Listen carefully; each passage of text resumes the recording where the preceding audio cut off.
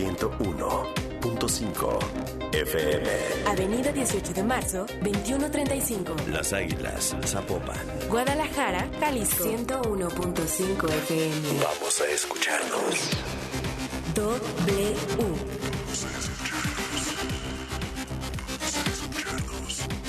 W Radio. W Radio. 101.5 FM. Vamos a escucharnos. Bansi, un banco entre personas, presentó Así las cosas, Jalisco. Las cosas claras. Sin deslumbrar.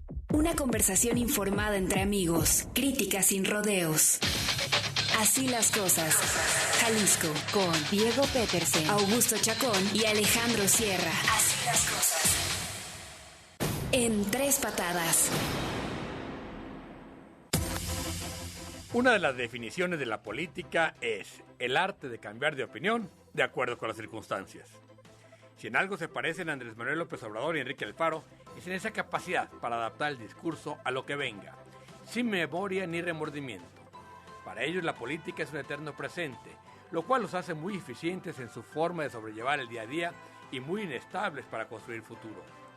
Ambos llegaron con grandes expectativas, entre otras cosas porque siempre dijeron lo que la gente quería escuchar, y han ido dejando en el camino empedrado de promesas incumplidas.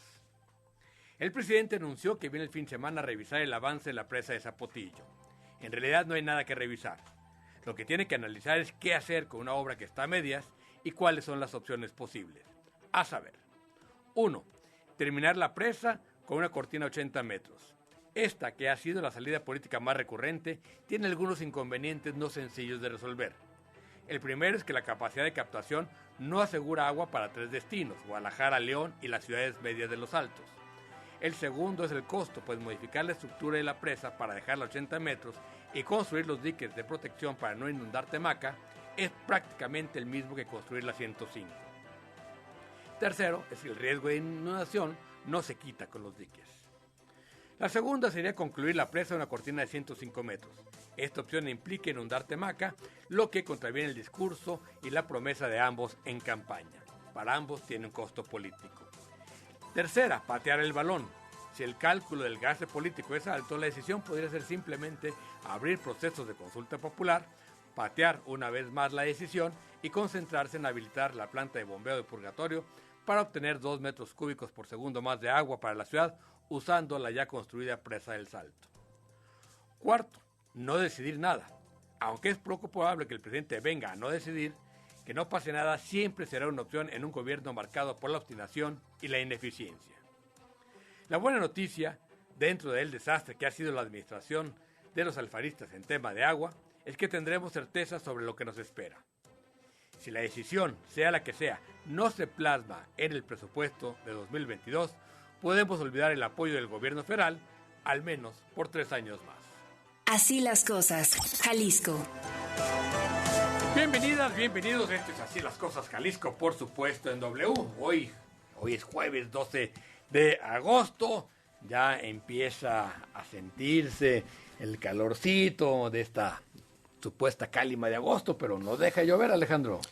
A ver, le voy a dar el pase al señor Augusto Chacón, que tiene algo que decir.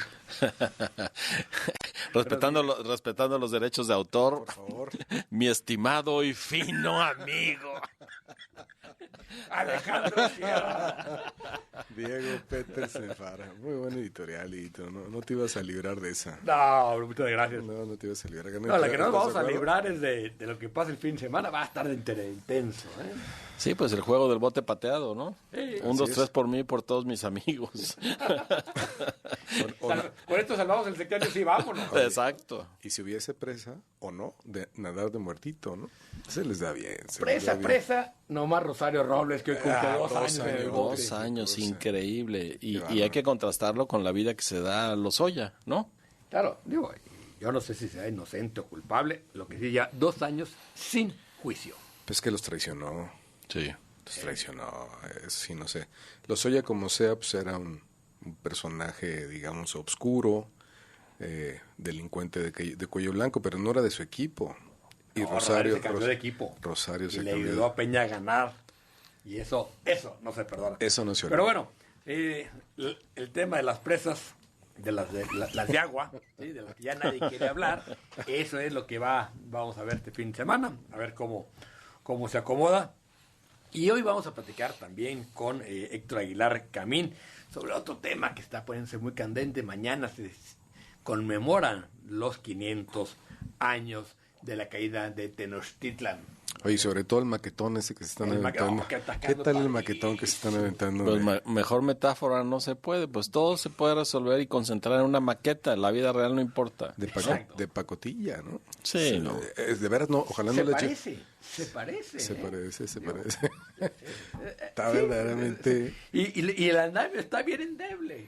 Sí se parece, es una buena metáfora. Sí, desde luego que sí, ojalá no. Es una buena metáfora, claro. Sin duda, está horrible. Bueno, todo por encimita, todo de cartón, si le tocas tantito suena hueco. ¿Qué más descripción del gobierno? Qué cosa, de veras, qué horror. Antes de la pregunta, no vas a saludar al auditorio. Sí. Oigan, por cierto, buenos días. Diego, Alejandro, buenos días a todas, buenos días a todos. Pasan como perros por su casa. Sí, igualados. Como decía una tía a la que quise mucho, son unos ordinarios.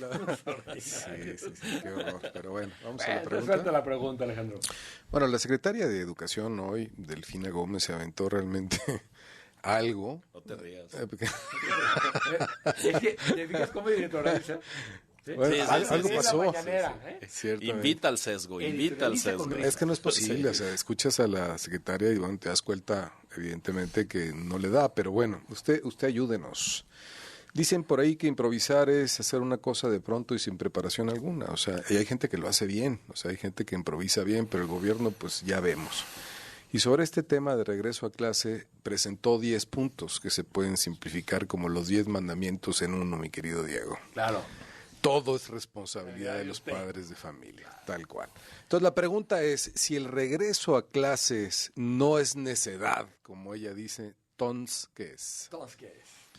Díganos, califica usted el regreso a clases al 331-916-7871 y a través de Twitter, @wradio_GDL. Voy a citar un clásico de esta mesa, no seas duro.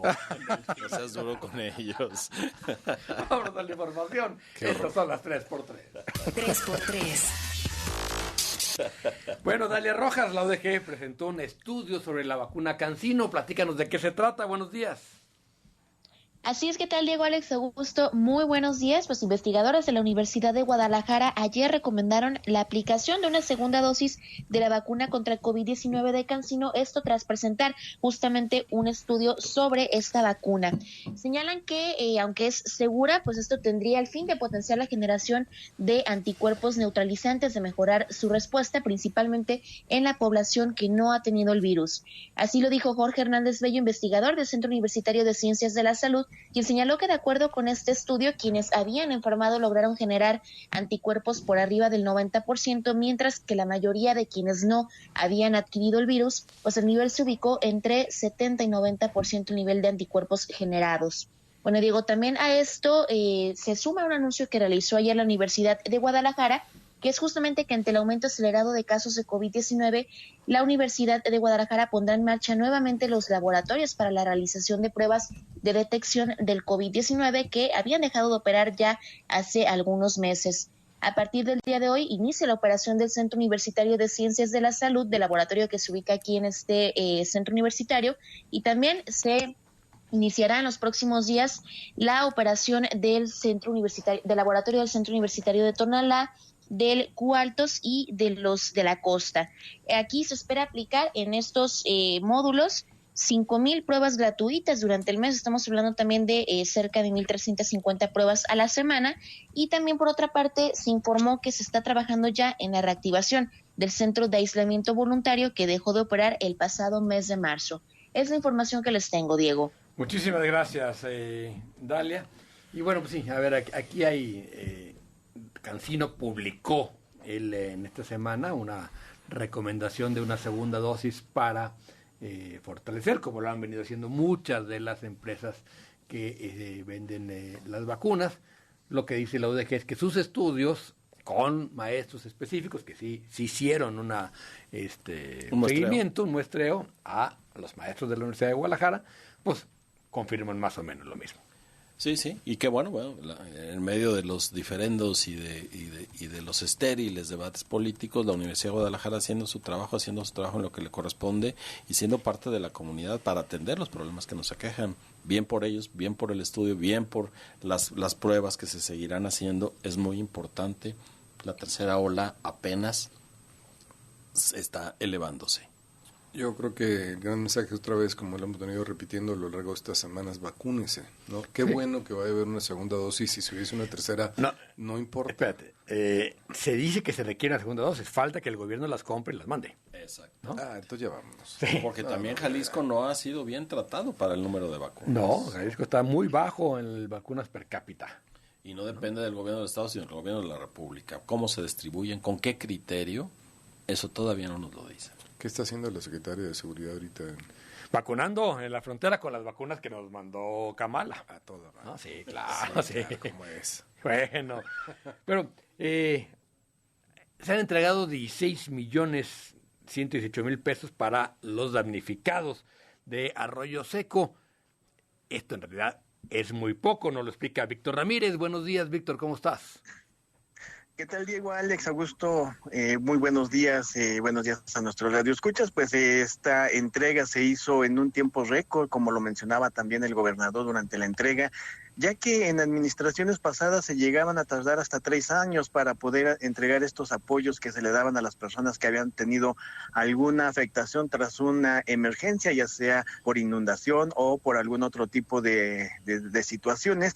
Pero bueno, ahora se hizo esta entrega de más de 16 millones a 482 familias de los cheques para que pudieran no solamente comprar muebles, sino lo que necesitaran, ya que las reglas de operación son muy diferentes, porque el Fondo Nacional de Desastres desapareció y el gobierno federal tenía otro tipo de reglas para poder entregar este tipo de apoyos. El titular del Sistema de Asistencia Social, Alberto Esquer, explica qué fue lo que se hizo ayer en Zapopan.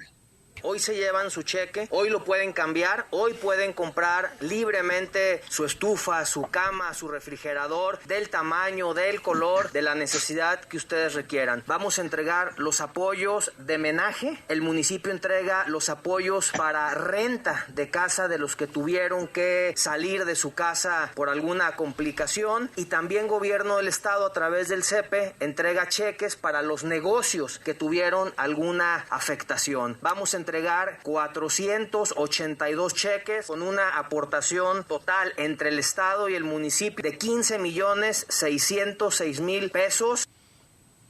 Y bueno, a diferencia de otras entregas que se hacían en administraciones pasadas, ¿sí? ¿No fue anuncio de Ecar de Gas? Sí. Suena a Ecar de Gas. Pues eso es lo que iba yo. Que ahora podrías comprar en cualquier tienda, ya no vas a ir a Ecar de Gas. En pagos facilitos. 15 millones de pesos. Exactamente, y bueno, a diferencia de otras entregas, ahora no se hizo la entrega en físico de los electrodomésticos, como se hacían otras administraciones, y allí se podría haber comprado en la tiendita del Patito de Juan. Bueno, perfecto, Víctor, muchas gracias. Ciertamente, a ver, todo apoyo es mejor que nada, ¿no? Sí, y además que fue rápido, eso sí. Es rápido, está muy bien, ¿no? No soluciona ni el problema de las familias, ni el problema de la inseguridad. O sea, las decisiones que tienen que tomar no es cuánto les van a dar de dinero, sino cómo van a arreglar el problema de los asentamientos irregulares en Arroyo Seco. Ese es el asunto. No seas duro. Y de eso nadie habla, ¿verdad? No seas duro No. otra vez. No seas duro con Pablita, ¿no? No seas duro con Guillermo Augusto. Así nació la famosa frase. Pues sí, son 33,000 pesos aproximadamente si lo dividimos igual para las familias, 33,440, que como dices, Diego, no está mal, pero hay que resolverlo de fondo, de qué va a servirles un refrigerador si la casa ya no es funcional, o un colchón, pero además de qué les va a servir si la casa sigue funcional, tener todo esto, si el año que entra puede suceder el mes lo que mismo, entra. el mes que entra. Entonces hay que tomar una decisión de fondo, que esto no vuelva a suceder, y una invitación a la gente que en los asentamientos que no son regulares y que no están en el lugar adecuado. Pero bueno, es un gran anuncio de gobierno. Sí, claro. Sí. No, y además el señor Esquier salió bueno para hacer anuncios. No. Muy bueno. Muy bueno. Sí, yo contrátalo para... Sí, yo creo que sí. Cómo no. Está buenazo. Bueno, sigue el jaloneo por los 140 millones del Museo de Ciencias Ambientales. Pati Sánchez, buenos días, platícanos. Así es, Diego, ¿cómo estás? Alejandro, Augusto, muy buenos días. La Universidad de Guadalajara informa que estos 140 millones de pesos que fueron ya presupuestados y aprobados por el Congreso para invertirlos en el Museo de Ciencias Ambientales, pues ya fueron licitados. De hecho, ya se han arrancado obras que deben ser pagadas con ese dinero. De verse obligada a cancelar estas obras, la UDG podría enfrentar demandas por parte de los proveedores afectados por la reasignación del presupuesto. Comenta en un comunicado la universidad que en días pasados el Comité de Seguimiento a la Deuda que adquirió el gobierno de Jalisco, recordarán, por 6,200 millones de pesos, informó que hay por lo menos 321 millones que pueden reasignarse a las obras del Hospital Civil de Oriente. Frente a esta situación, el gobierno de Jalisco envió una nota aclaratoria para decir que la información que ellos mismos enviaron al comité de la deuda pues no estaba actualizada, y en una nota textual señalan que al día de hoy todos los recursos del crédito se encuentran ya en proceso administrativo de contratación o algunos ya contratados, por lo que no es posible redireccionarlos. La UDG exige congruencia de estos criterios del gobierno del estado, porque señalan que ya adquirieron compromisos legales a través de licitaciones con empresas privadas para ejercer estos 140 millones de pesos. Hacen la pregunta de por qué el gobierno de Jalisco considera que no es posible redireccionar recursos que están en proceso administrativo de contratación, pero sí le exige a la UDG cancelar proyectos ya licitados. Es la pregunta que hace en el comunicado. Y bueno, pues también es importante destacar que los 140 millones de pesos, lo que señala la universidad, es el Consejo General Universitario el que tendría que decidir ejercerlos o no, y bueno, no el gobierno de Jalisco. Es parte de la información, Diego. Muchísimas gracias, Pati. Y pues sí, este es un tema claramente, cuando tú dices esto sí se puede direccionar, esto no, pues es, como le dijimos, machucar el dedo chiquito a Raúl Padilla. De eso se trata, nada más. Sí, el argumento que sirve para una cosa ya no sirve para la otra, pues no. Obviamente la explicación no es de aplicación general, se aplica solo para la voluntad. Y esa voluntad tiene que ver, sí, con un diferendo político que ni siquiera conocemos a fondo y que, sin embargo, le está costando al Estado una tensión política que es lo que menos necesitamos en este momento. Pues no la necesitamos, pero claramente para el gobernador se convirtió en un tema de acercarse con... Es como llevar una charola, una cabeza con una charola ahora el zapotillo. Sí, pero pues no le está llevando la cabeza, está llevando la uña del dedo chiquito, insisto. Pero ¿no? es eso, sí. Es un tributo al Tlatoani. Un tributo al Tlatoani. ¿Ah? ¿Qué tal? Ahí está. ¿Y por qué no se lo lleva al maquetón? Al maquetón. Que ahí sea la ceremonia de entrega, ¿no? Vengo a traerle la uña del enemigo. No sé, a mí me atrae mucho la política que fundaron los griegos, esa que nos hace una sociedad, y pensar que la política se reduce a los diferendos entre personajes y entregar tributos y que rueden cabezas y demás, se me hace que es lo que no necesitamos: una crisis económica, una crisis de seguridad, una crisis de agua, una crisis sanitaria, y ninguna de las cuatro menores. Mejor hablemos de otra cosa, ¿no? Hablemos del museo. Y como dijo Manuel Acuña, y en medio de nosotros, oye, la bronca política como un dios. Como un dios. Qué duro estás hoy, cabrón. Anda bravo. Yo creo que nos lo cilindrearon en otra estación. Pero bueno, vamos a la de al regreso a clases. Es la de 10, la tiene Rocío Jardines desde Ciudad de México. La nota siempre está en la de 10. Cuéntanos, Rocío, cómo están estos 10 puntos que en realidad son 7, pero parecen 2. Buenos días. Pues por fin el gobierno federal presentó este plan para un regreso a clases seguro. En esta mañanera aquí en Palacio Nacional, el presidente Andrés Manuel López Obrador reiteró esta necesidad de que a finales de este mes los alumnos puedan retornar a las aulas, y es que dijo, es mucho el daño que se origina Al no hacerlo, también afirmó que las autoridades garantizarán el cuidado con los protocolos sanitarios necesarios para evitar contagios o actuar en caso de que se presente pues algún síntoma o algún caso en algún plantel. Al comentar que el regreso a clases presenciales es inminente, la secretaria de Educación Pública, Delfina Gómez, indicó que el proyecto contiene 10 acciones. 1, invitar a padres a integrarse al comité participativo para poderle dar seguimiento a posibles casos. Vamos a escucharlo. Primero, invitamos a los padres de familia, a los maestros, a las autoridades educativas a que se integren al Comité Participativo de Salud en su escuela. Dentro de estas acciones, efectivamente, lo que se les pide es que nos ayuden a realizar lo que es el protocolo de ingreso a las escuelas. Segundo, establecerse el filtro de salud en casa y participar en los filtros de la escuela y del salón de clases. Al mismo tiempo, también se les pide a los padres de familia que nos hagan favor de precisamente enviarlos con cubreboca y enviarlos con su gel. Y por otro lado también el que nos lleven a cabo lo que es la carta compromiso, la carta de aceptación, precisamente en donde autorizan que el pequeñito puede estar dentro de lo que es la parte de la asistencia a la escuela. Los puntos también el utilizar los espacios al aire para realizar las clases en diversos estados donde dijo pues existe esta posibilidad. También se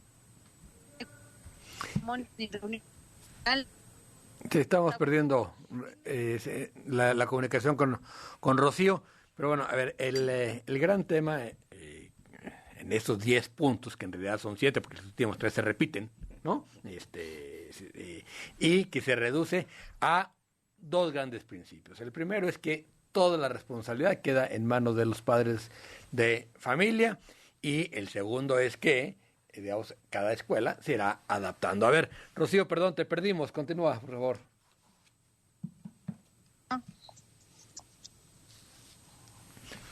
No, tenemos muy mala comunicación, pero bueno, básicamente lo que nos dijo ya Rocío ese es el tema. Vamos al regreso a clases.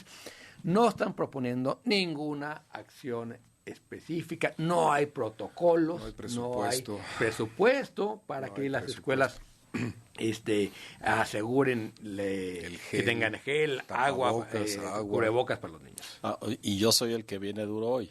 Sí. Yo soy duro, el que duro. Llama la atención 10 puntos que no son 10, que no son puntos, o como dice la secretaria, lo que es o lo que viene siendo. Lo que le venimos manejando como los puntos. Sería bueno que nos dijeran si la gente, por mencionar cualquier sitio de la República, en Caborca, sintió que esto resuelve el regreso de sus hijos a clases, o en Yucatán, o en Chiapas, o en Tlaxcala, o en Toluca, que hoy amanecieron ya a 8 grados. A 8 grados. Con estos 10 puntos queda resuelto el problema nacional, porque deslizó que hay escuelas sin agua, deslizó que hay escuelas sin techo, hablando del aire libre. Que ya hubo padres de familia que se unieron para poner algunas techumbres, dijo la secretaria. Es increíble que de veras desde Palacio Nacional, del Salón de Tesorería, 2.200 metros sobre el nivel del mar, tengan la visión del país enterito, escuela por escuela. Dice Rocío que tenía mala señal en Palacio, sí, que no se pudo comunicar, pero bueno. Sí, muchas gracias, Rocío, sí, por la nota. Finalmente, lo principal quedó ahí dicho. Pero lo que está claro es que el gobierno ni siquiera va a proveer los cubrebocas. Esto en un país tan desigual. Imagínate, en Oaxaca, que dicen no puede entrar el niño porque no trae cubrebocas. Y la carta responsiva. Y gel. ¿Quién tiene que tener el termómetro en casa? Oigan, tan bonito que ir a comprar el juego de geometría. Pues claro. Y ahora tienes que ir a comprar un cubrebocas, un gel y llevar tu cartita firmada de tus papás que te dan permiso de ir. Te lo van a vender en las esquinas. Su kit para el regreso a clases. Sí, te lo van a vender. Claro.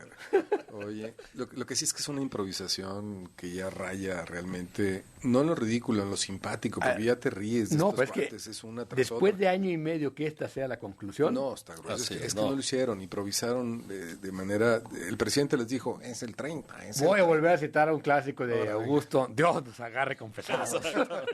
Vamos a ir a un corte, regresamos para escuchar sus opiniones, para aquí ya Alejandro Sierra está preparando, y para escuchar a Héctor Aguilar Camín y en la entrevista y a Paco González en El Cácaro. Regresamos.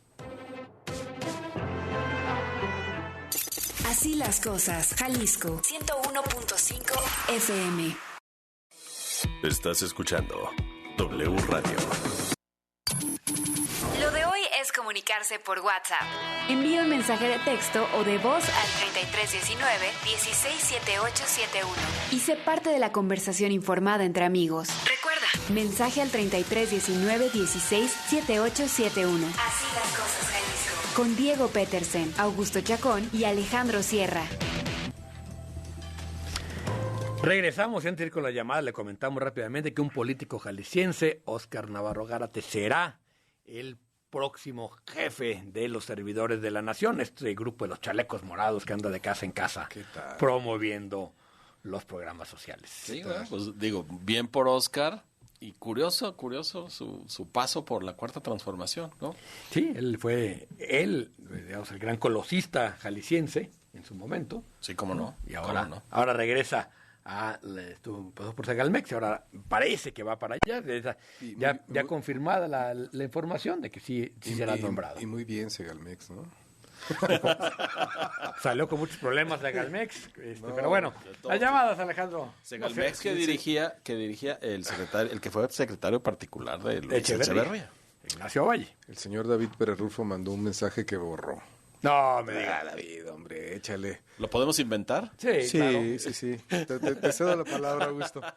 Eso es lo que pasa por borrar mensajes en este programa. Bueno, buen día, amigos. Qué estupidez convertir el regreso a clases en tema político. ¿Qué les digo? Mega abrazo, dice un buen amigo del programa. Saludos. Manuel G. inicia, yo solo soy la secretaria de la mala educación del presidente, Delfina. Eso es solo su Delfina del emperador Andrés. Sí, como lo menciona ustedes, va a jugar a niños pateados. Hay que hagan carro los padres, protocolo de seguridad, sí, los padres se llevan toda la bronca. Justo nos dice lo siguiente, saludos a todo el grupo W Radio y excelente jueves, buen editorial. Gracias, saludos. Y no se va a realizar nada en Temacapulín, ahí para la otra. Sobre la pregunta, necios, prepotentes, indolentes y autoritarios estos de las 4T sobre el regreso a clase presenciales. Gabriela Ibáñez, buena amiga del programa, dice, celebro los apoyos para los damnificados de Arroyo Seco, pero más aplaudiría una política firme que impida este tipo de asentamientos. Claro. Totalmente de acuerdo, Gabriela. Saludos. Abrazo a ustedes, Federico. La necedad tiene muchos sinónimos, pero creo que quieren emular a los alemanes que ponen primero a los niños, con la diferencia que aquí no tienen ni idea de cómo se hacen las cosas. El regreso a clases, dice otro buen amigo del programa, ocurrencia y propaganda. La salud y la educación quedan en segundo plano. Saludos a los 3 finísimos conductores. Finísimos, no, hombre. Hola, llueva. Como galletas de animalitos conductores. Qué bueno que es radio y no televisión. Sí, imagínate nomás.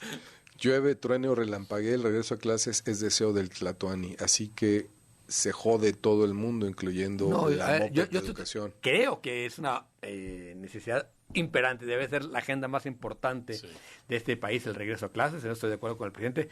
Lo que me parece que siendo la agenda más importante, salir con eso, como que pues se contrasta. Sí. Rocío Orozco, que es buena amiga del programa, también dice Delfina López Pilatos. Perfecto. Almita Richter, que ayer se fue a sacar sangre. Saludos, Almita. Saludos. Te mandamos un gran abrazo. Dice, estamos en las peores manos, en el peor momento. Queda en nosotros tomar la responsabilidad ante la ineptitud criminal. Duros. Por acá también, Óscar Andalón manda saludos. Saludos, Óscar, muchas gracias. Y bueno, vámonos con la entrevista. Ya está en la línea telefónica Héctor Aguilar Camín, es director de Nexos, historiador, escritor. Vámonos. Dice David Pérez Rulfo que si ya te escuché, Delfino. Eso era, perfecto. Dile que no te diga así, Alejandro. Vámonos. Creo que era para ti. Al rollo de... Menos bla bla bla y más realidad. El rollo de... Héctor Aguilar Camín es periodista, novelista, escritor, director de la revista Nexos, historiador. Y bueno, este mes Nexos trae en la portada el tema de la caída de Tenochtitlan, este suceso que está marcando la historia. Estamos a 500 años y sin Nexos hay que leerlo cada mes, este mes particularmente. Héctor, ¿cómo estás? Buen día. Muy bien, Diego, muchas gracias. Este tema de la conquista, en realidad, que yo voy a comentar, es simplemente tomando ideas de historiadores que han tenido una mirada nueva sobre este asunto en los últimos años y que están en la conversación de la revista. Son Rolena Adorno, Federico Navarrete, Matthew Restal, Mauricio Tenorio y Camila Townsend. Son todos ellos autores, historiadores de gran calidad, que han tenido una mirada en general muy inteligente y en particular muy revisionista de la historia canónica de la conquista de México, que empezando por la expresión, pues es un anacronismo, pues porque México... Claro, o sea, porque justamente lo que, digamos, creo que el gran aporte que empieza quizás, no sé, me vas a corregir, desde Hugh Thomas, que empieza esta revisión de lo que fue la conquista, pero tenemos esta idea del libro de texto de que, bueno, llegaron 400 españoles y ayudados por unos traidores conquistaron a Tenochtitlan.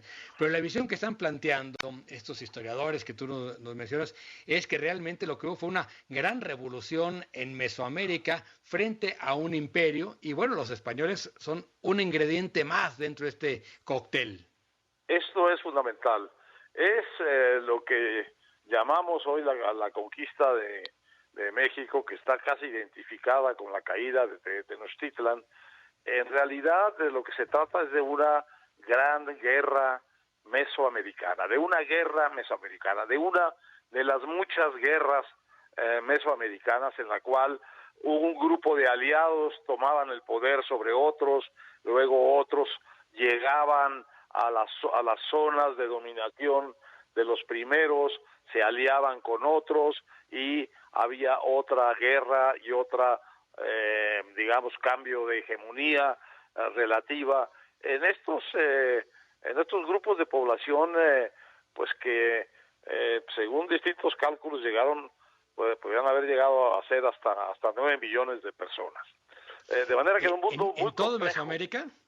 En todo Mesoamérica, un mundo muy complejo antes de la viruela, porque cuando viene la viruela, que la traen los españoles, que esa sí es el arma letal, entonces hay una pérdida de la población que pues es difícil calcularla, pero hay quien dice que murieron 7 de cada 10 indígenas, y hay quien dice que murieron 9 de cada 10 en el curso de casi un siglo en que llegó lo que ahora ya entendemos que es la inmunización del rebaño.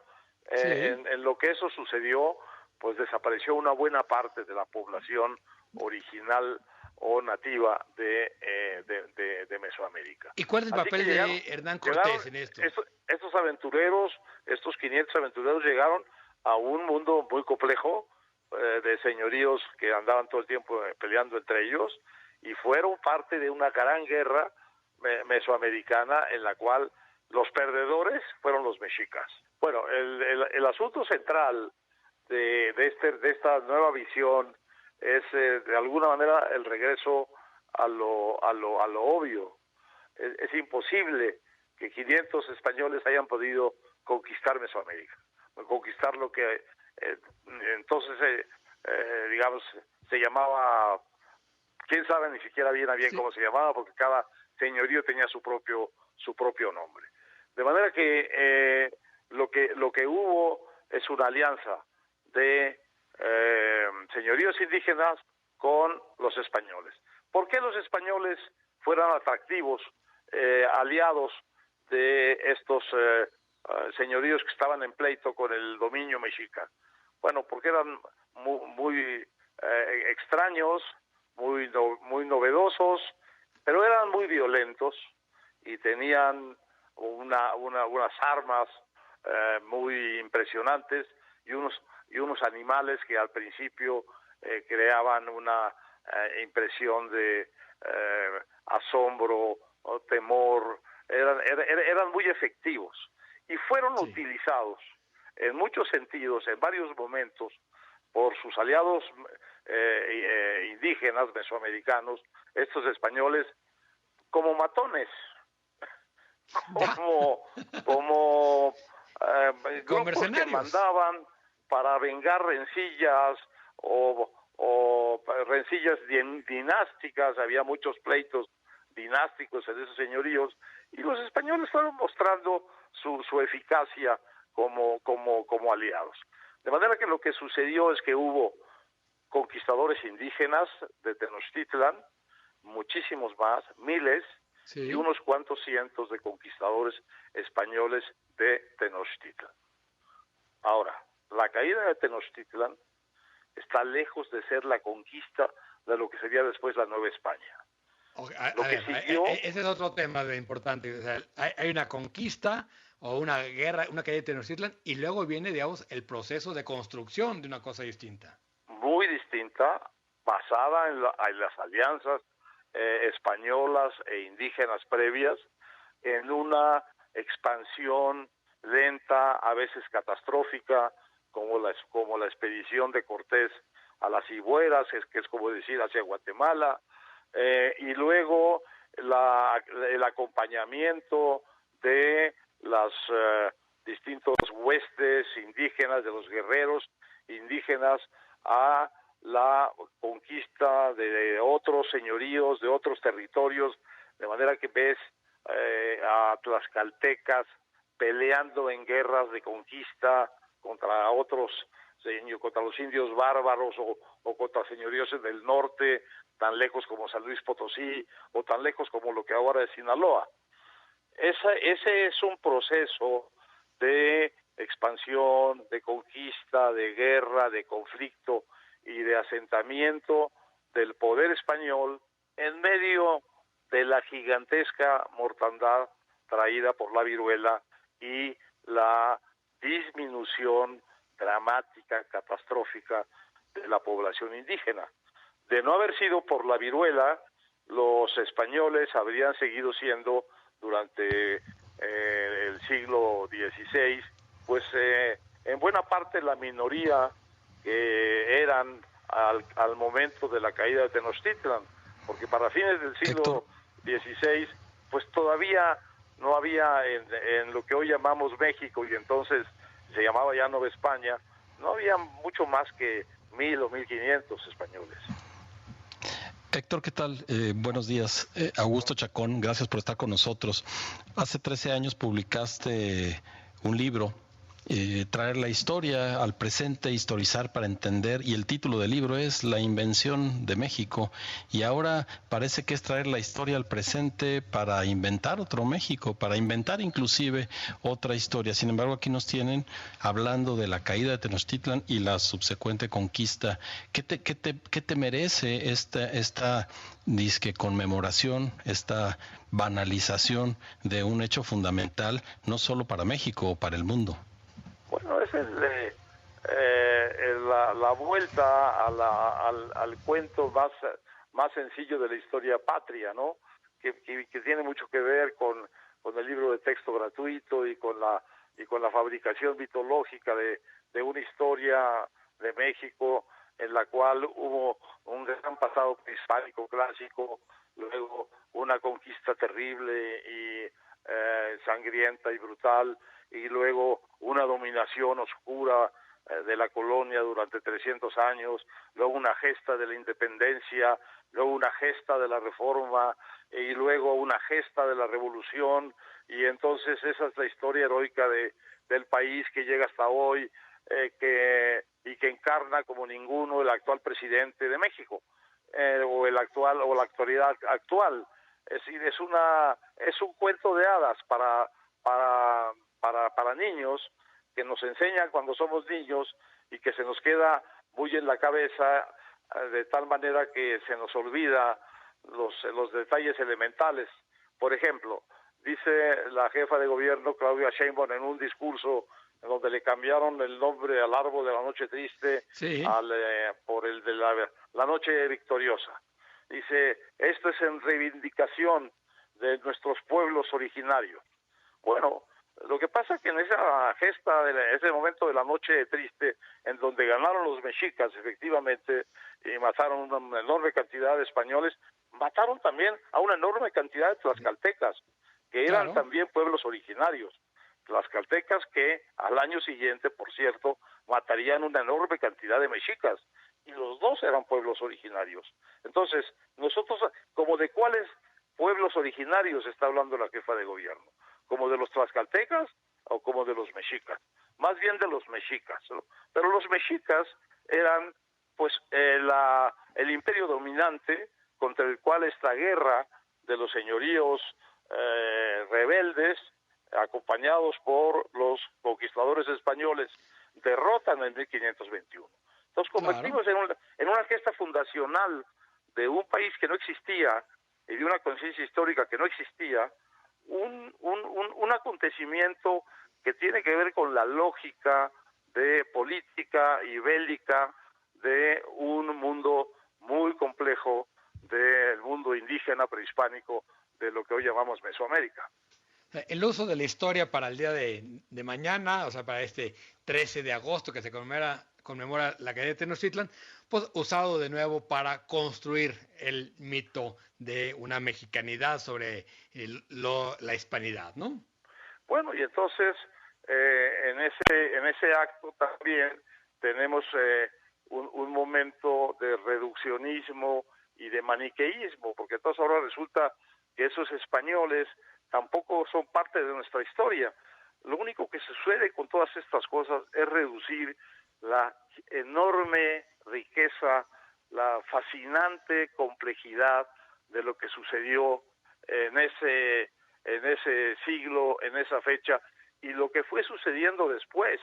Esa mezcla impensable, en muchos sentidos imposible, que es la que nos hace ser pues el país también complejo, en muchos sentidos imposible y enigmático que somos. Tenemos una historia muchísimo más rica y mucho más interesante que lo que quiere nuestra historia patria. Eso es ahora un poco más difícil de entender y con algunas noticias no muy agradables sobre las cosas que nos han sucedido y hemos hecho en el curso de nuestra historia, como todos los pueblos. Exacto. Héctor, muchísimas gracias por estos minutos para Así las Cosas. Te mandamos un abrazo hasta Ciudad de México. Gracias, Diego. Hasta luego. Y bueno, eso fue la entrevista con Héctor Aguilar Camín. Vamos ya directamente con Paco González, que ya está en la línea. Cácaro, ya viene la película. Are you ready? Are you ready? Are you ready? De película. You talking to me? Paco González, a ver, mata la ficción que nos acaba de platicar Héctor Aguilar Camín.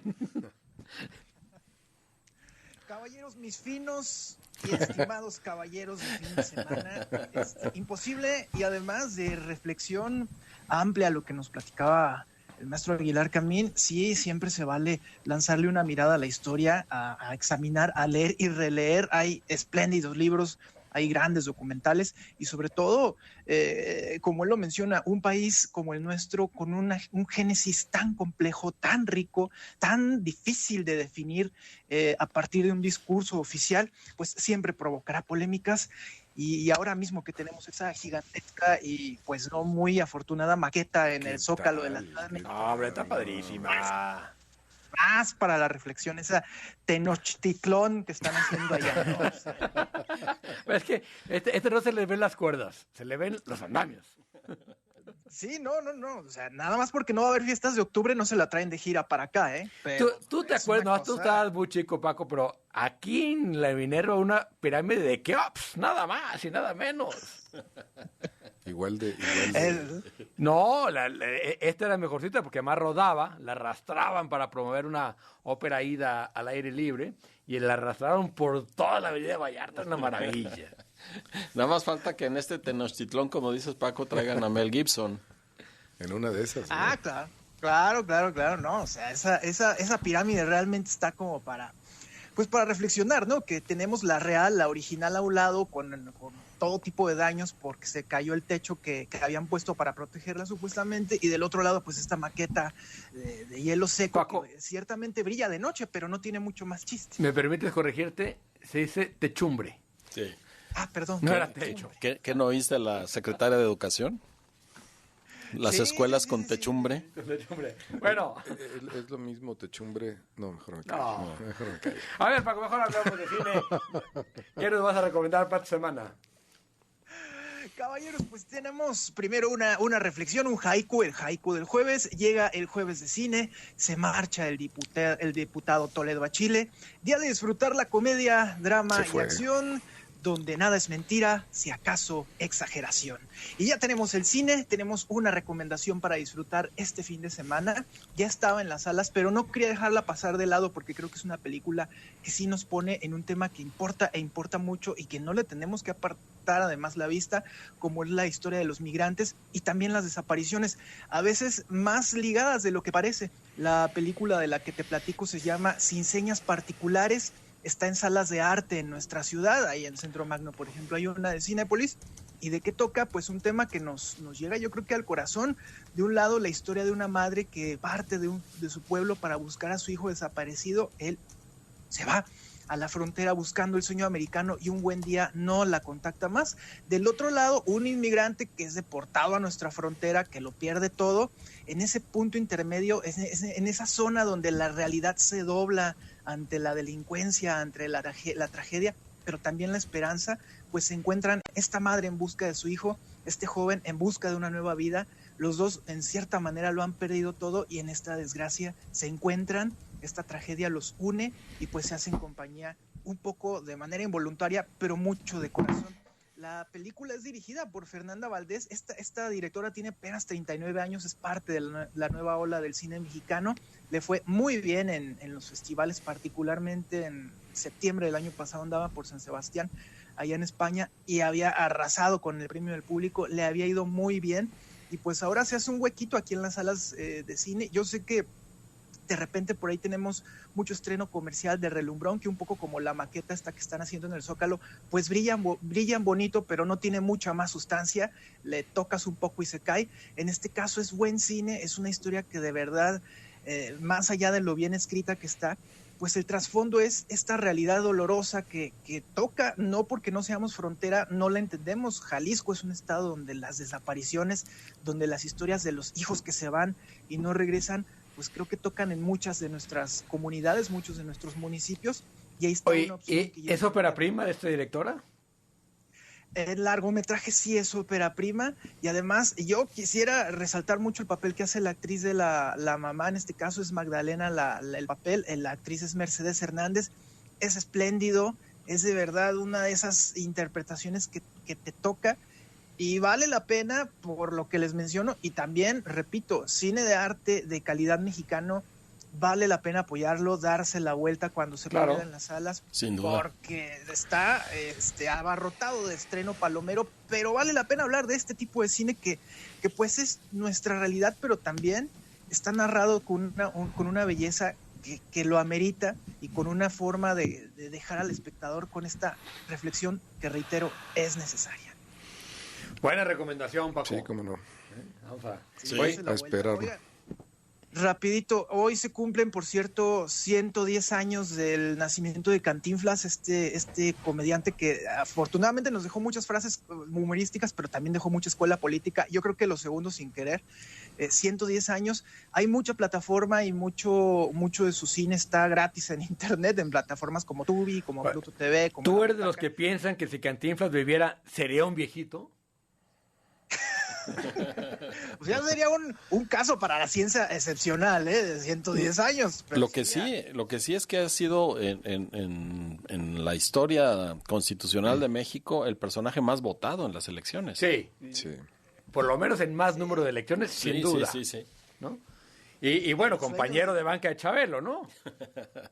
Sí, de estos eternos que bueno, la pantalla lo ha eternizado, esta imagen eterna en blanco y negro. En su momento también incluso se tenía el rumor de que, hablando de esta potencia política y social que tenía, llegó incluso a ser considerado como candidato para la presidencia por el PRI, obviamente en esa época, pero al final la candidatura se la lleva a otro comediante que fue Miguel de la Madrid. Mucho más aburrido Miguel de la Madrid, qué bárbaro. No. Sí, Miguel de la Madrid era como Buster Keaton. Exacto. Oye, Y algo así como más palomero, para la tele, para... ¿Alguna serie, Paquito? Ahora que regresamos del confinamiento. Sí, les tengo una en Netflix. De hecho, ayer en la noche la estaba viendo. A mí que me gusta de repente los documentales, sobre todo en este caso uno que vale la pena. Es quizás para algo didáctico, pero creo que todo adulto saca una buena conclusión. Hongos Fantásticos está en Netflix. Esta tercera forma de vida, Hongos Fantásticos. Ya saben que la vida en la Tierra se divide en animal, vegetal y diputados. No, animal, vegetal y hongos. Bueno, Hongos Fantásticos, su aplicación en la gastronomía, en la naturaleza, que es muy importante. De eso va mucho este documental. Lo vi esta semana y la verdad está bastante bueno. Hongos Fantásticos. Está muy bueno. Hongos Fantásticos. ¿No actúa Trino? No, pero casi. ¿Y Lorenzo y Toño? Un poco. Porque sí tiene formita de hongo estos dos. El mundo de los hongos es fascinante, ¿no? Es un mundo completamente distinto y creo que se ha estudiado recientemente los hongos nos explica mucho a nosotros mismos, entonces vale la pena. Habrá que verlo. Claro. Y un hongo, además, por cierto, ya para cerrar, cambió la historia de la humanidad en el siglo XX. Ahí tenemos la penicilina. Pues yo creo que el hongo de uña. Exacto. Entonces, ahí está la opción, caballeros. 2 comentarios. Adelante. Alcanzamos. Gris Lomelí, que sí le entiende la educación, nos dice: buen día, chicos. La autoridad no tiene ni idea, ni la más remota idea de la realidad de las escuelas y la educación. Y por cierto, ¿quién es la maestra Delfina? Pregunta. Porque ni sus luces en educación, todo mal. Saludos al trío dinámico grato miércoles. Saludos, gracias, Gris. Y Felipe Reyes, también buen amigo del programa, dice puras pen y puntos suspensivos, no sé qué quiere decir. Plumas, pen son plumas en inglés. Exactamente, con este gobiernito. Buen día, perfecto. Feliz casi fin de semana. Bueno, pues muchas gracias, Paco. Vámonos, Paquito. Gracias también a quien hizo posible el programa el día de hoy. Estuvo Erika Toribio en la producción, Javier García en la operación, Pati Sánchez en la información, Alejandro Sierra, Augusto Chacón, el servidor Diego Petersen. Le deseamos muy buen jueves, ya huele a fin de semana. Vámonos.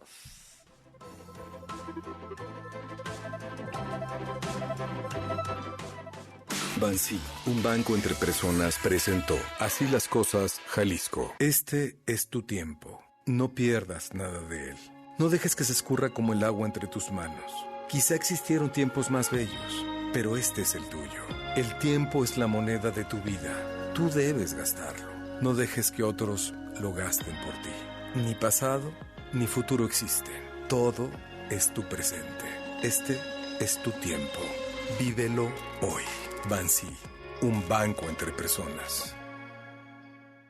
Hay tantos otros asuntos. Tenemos una política de pruebas. So we have people coming into this country para organizar la educación a distancia. Emilio L. presentó una denuncia de hechos. I support Joe Biden for the president. Así las cosas, Jalisco, con Diego Petersen, Augusto Chacón y Alejandro Sierra. Así las cosas. Crítica sin rodeos. Estás escuchando Verano W 101.5 W Radio. Verano W. Vamos a escucharnos. W. Vamos a escucharnos. En UTEC somos la universidad privada más grande de Jalisco, con 53 años formando profesionales y cumpliendo sueños. Contamos con 23 licenciaturas.